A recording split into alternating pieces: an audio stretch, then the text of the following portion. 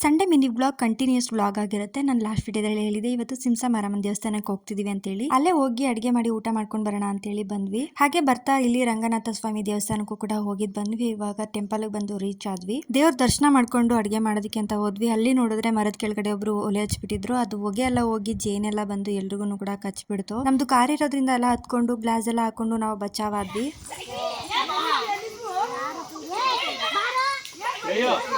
ಜೇನು ಹುಳು ಬಂದಮೇಲೆ ನಾನು ವಿಡಿಯೋ ಮಾಡ್ಕೊಳ್ಳೋದಕ್ಕಾಗಲಿಲ್ಲ. ತುಂಬ ಗಾಬರಿಯಾಗಿ ಎಲ್ಲ ಕಾರ್ಗೆ ಹತ್ಕೊಂಡು ಗ್ಲಾಸ್ ಎಲ್ಲ ಹಾಕೊಂಡು ನಾವು ಬೇರೆ ಕಡೆ ಹೊರಟೋದ್ವಿ. ಪಾಪ ಅಲ್ಲಿರೋರಿಗೆಲ್ಲ ಕಚ್ಬಿಡ್ತು. ಅದಾದ್ಮೇಲೆ ಅವ್ರು ಸ್ನಾನ ಮಾಡಿ ದೇವಸ್ಥಾನಕ್ಕೆ ಹೋಗಿ ಪೂಜೆ ಮಾಡಿಸ್ಕೊಂಡು ಬಂದು ಮತ್ತೆ ಬೇರೆ ಕಡೆ ಅಡುಗೆ ಮಾಡಿ ಊಟ ಮಾಡ್ಕೊಂಡು ಹೋದ್ರು. ಇಂಥ ಪ್ಲೇಸ್ಗೆ ಹೋದ್ರೆ ದಯವಿಟ್ಟು ಹುಷಾರಾಗಿರಿ. ಜೇನೇನಾರು ಇದ್ರೆ ಕೆಳಗಡೆ ನಾವು ಒಲೆ ಹಚ್ಚಿದಾಗ ಹೊಗೆ ಹೋಗಿ ತಾಕಿ ಇದು ಎಲ್ರಿಗೂ ಬಂದು ಕಚ್ಚೋ ಚಾನ್ಸಸ್ ಇರುತ್ತೆ. ಸದ್ಯ ದೇವ್ರ ದಯೆ ನಮಗೆ ಏನೂ ಕಚ್ಚಲಿಲ್ಲ. ಆದರೆ ನಾವು ಕಾರಿರೋದ್ರಿಂದ ಬಚಾವಾದ್ವಿ. ಇಲ್ಲಾಂದ್ರೆ ನಮಗೂ ಕೂಡ ಕಚ್ಚೋ ಚಾನ್ಸಸ್ ಇರ್ತಾ ಇತ್ತು. ಹಾಗೆ ಈ ದೇವಸ್ಥಾನದಲ್ಲಿ ಏನಾದರೂ ಹರಕೆ ಹೊತ್ಕೊಂಡಿದ್ರೆ ಮಡಿಯಿಂದ ಶುದ್ಧ ಮನಸ್ಸಿಂದ ನಾವು ಇಲ್ಲಿ ಹರಕೆನ ಸಲ್ಲಿಸಬೇಕಾಗುತ್ತೆ. ಇಲ್ಲಾಂದ್ರೆ ಈ ರೀತಿ ಎಲ್ಲ ತೊಂದರೆಗಳಾಗುತ್ತೆ ಅಂತ ಹೇಳ್ತಾ ಇರ್ತಾರೆ.